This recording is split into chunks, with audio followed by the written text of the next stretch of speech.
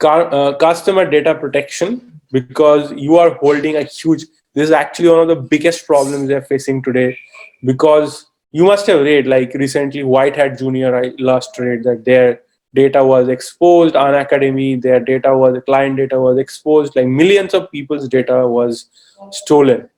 uh, Same thing happened with so many other companies, right?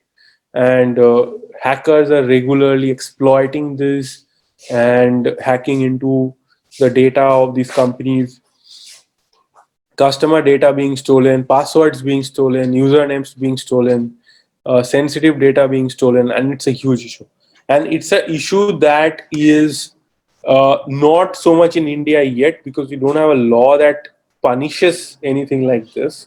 But going forward, we expect a law to come into place which will make it a much bigger issue, like GDPR. If you look at it, so for example, if you're GDPR compliant, you're dealing with European clients, European data subjects, then if there is such a breach, then you have to report it to the European Data Commission, and there's a whole lot of problem that can arise. You can be fined, you can be summoned, you can be asked a lot of difficult questions about why you have these kind of breaches happening in the first place, right? So very difficult situations you will be facing if that happens. Okay. Brand protection and fake goods. So you guys, obviously many of you pointed this out in the beginning itself.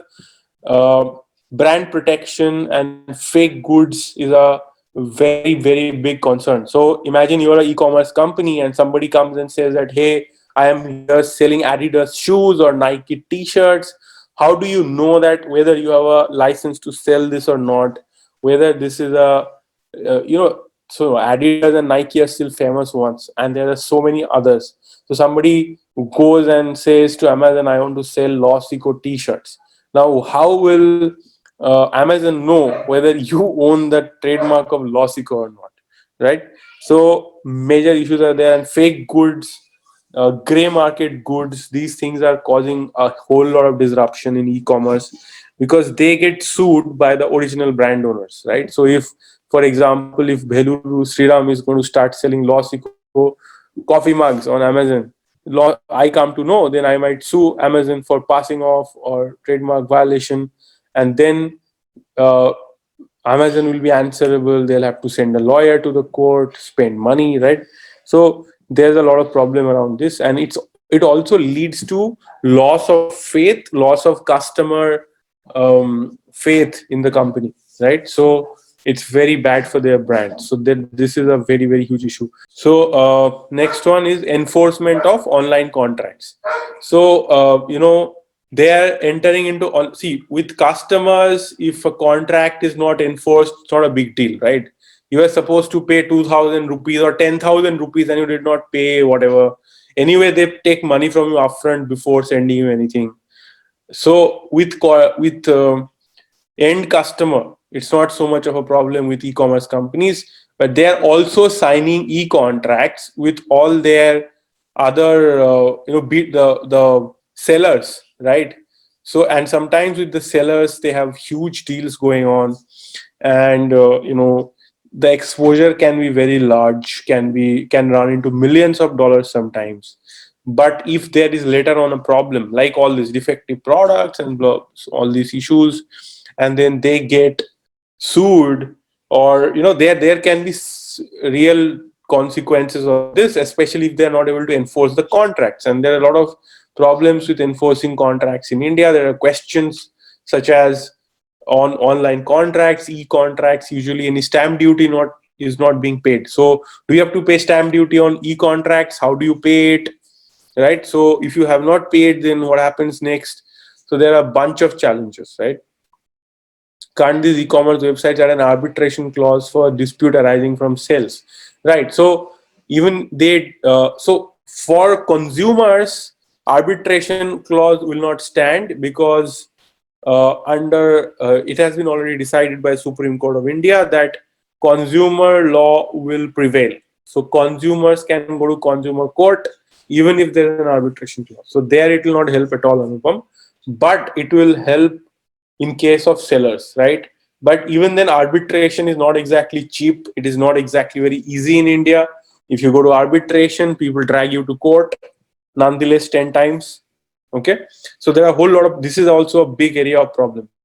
Now, online arbitration is giving them some hope, and that remains to be seen how well that works. Like all the online vendors are trying to get into online arbitration, cheap, cost effective arbitration, but so far there are not much of a breakthrough that has happened. Okay. Another big area of challenge for them is global tax compliance, import export, customs regime, because you imagine a lot of e-commerce is happening across the border. So you are buying, let's say, some coffee from another country, or you're buying some cosmetics from UK or from Korea, or you're buying some I don't know, some handicrafts from Africa.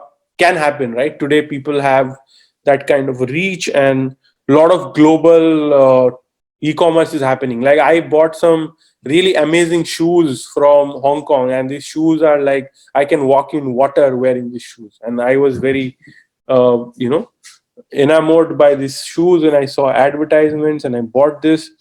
But when I bought it, I realized it's coming from Hong Kong, and it took ages to come, right, to arrive, and it was stuck in customs for some time.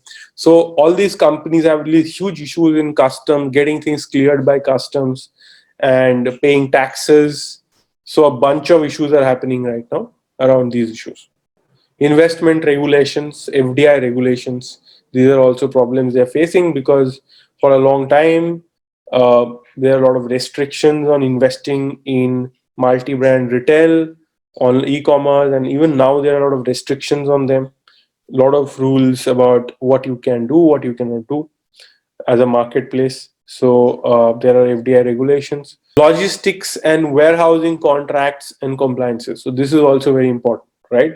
So these are there are. I mean, you can imagine that as an e-commerce company, you are sending, let's say, a TV, an LCD TV, which costs 2 lakh rupees, or you're sending a laptop. Even an Apple MacBook can cost 2.5 lakhs, and which you are transporting through a logistics company. Who takes responsibility if it gets damaged? Who takes responsibility if it gets stolen? Who takes responsibility if it is lost in on the way? Right. So logistics and warehousing contracts and compliances, and this is also a huge issue and challenge for all these companies.